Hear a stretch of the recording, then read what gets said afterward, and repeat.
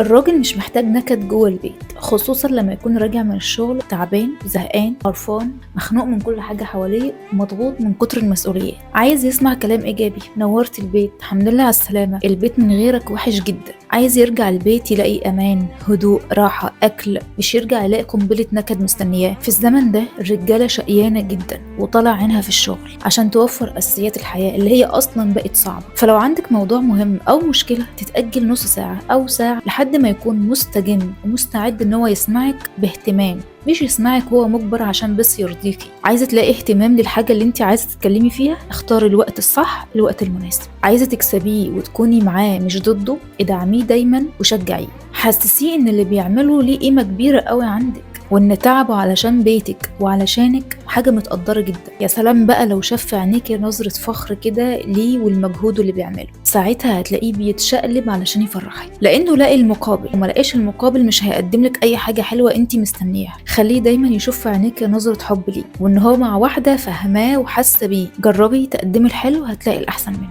وبس كده، اشوفكم الفيديو الجاي.